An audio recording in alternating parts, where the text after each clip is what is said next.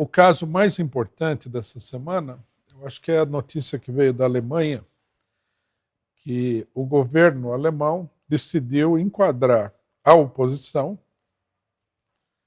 como um partido extremista, o que quer que isso signifique, né? Nós vivemos um mundo político em que determinadas palavras, como elas são muito repetidas pela imprensa, pela classe média bem pensante, pela burguesia do modo geral, elas adquirem um caráter assim de estigma, né? Sem que a maioria das pessoas pare para pensar em que consiste a palavra. Uma dessas palavras é extremista, né? O que é um extremista? O cara que vive no extremo, o cara que faz coisas extremas. Extremo de quê? É no extremo da situação política, por exemplo, a extrema direita e a extrema esquerda. Logicamente que você ser extremista não é crime, né? Em nenhum regime democrático você pode considerar que uma das cores do espectro político deva ser considerada como crime. Mas, né, como foram introduzindo aí uma série de questões que foram consideradas como um dogma religioso que você não pode questionar, isso está dando lugar a novas manifestações de estigma político, né? Tudo começa, como sempre, com o sionismo, né? O sionismo é o grande modelo. Então, os sionistas, eles declararam que você não pode questionar o Holocausto, que é uma coisa puramente intelectual, que isso aí seria um crime, o crime de negacionismo, outra palavra dessas palavrinhas religiosas que a gente tem na política. Aí as forças que historicamente se manifestaram como antissemitas, por exemplo, o nazismo alemão, têm que ser proibidas. E aí um monte de pessoas desavisadas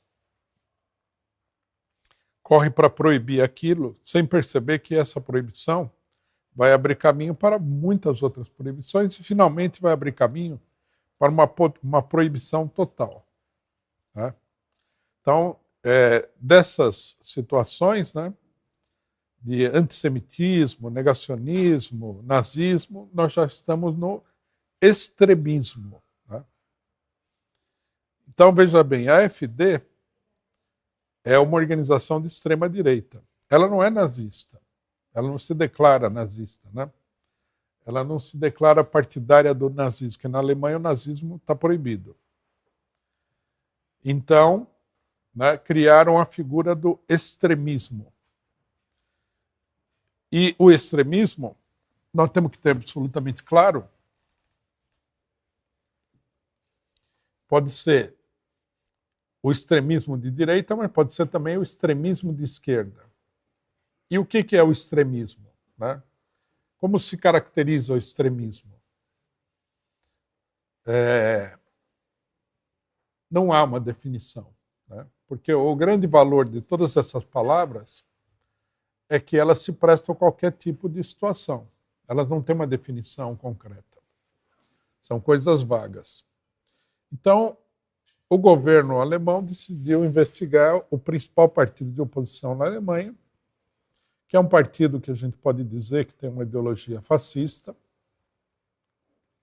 mas que é um partido que até o momento atua dentro da lei.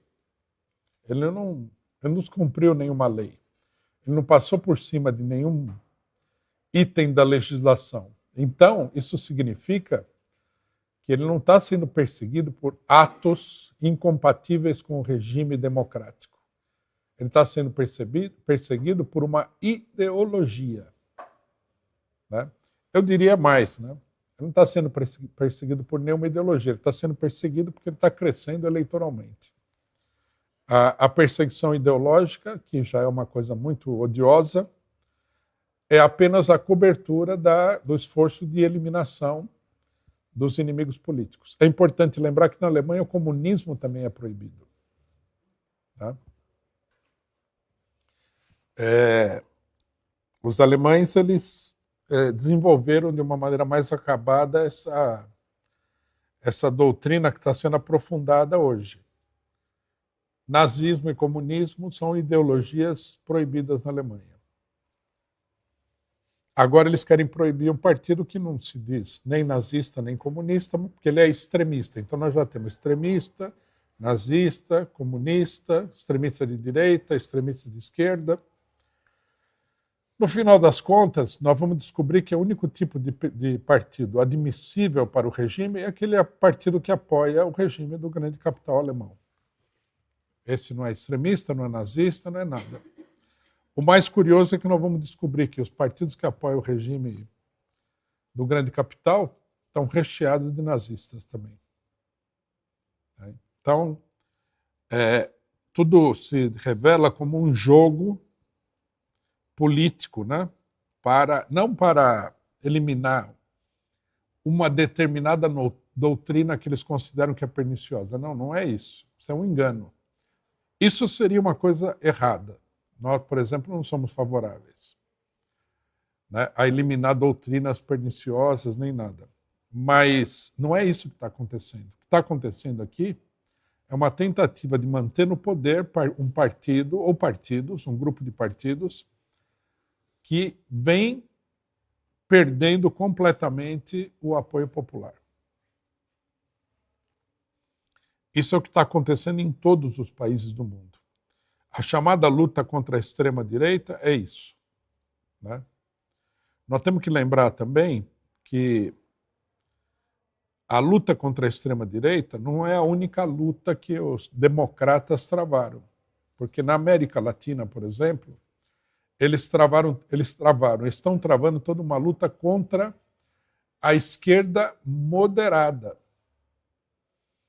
Quer dizer, aquelas pessoas, aqueles partidos, aqueles movimentos que foram eleitos, chegaram ao poder na chamada onda cor-de-rosa. É interessante esse nome, né? Onda cor-de-rosa, porque... por que onda cor-de-rosa? Porque a imaginação popular colocou esses partidos como sendo uma esquerda bem moderada. A esquerda mais radical, não sei se extremista, que seria também extremista, seria vermelha. A esquerda moderada seria a cor-de-rosa. Então, o imperialismo, né, o grande capital na América Latina, sim, surgiu em primeiro lugar, não contra a extrema-direita.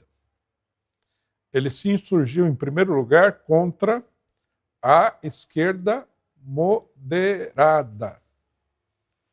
É importante notar isso daí, porque isso desmascara a ideia de que é uma luta contra extremismo, radicalismo, nazismo, comunismo, terroristas e tudo mais.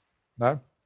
Porque não dá para dizer que Cristina Kirchner, os Kirchner na Argentina, né?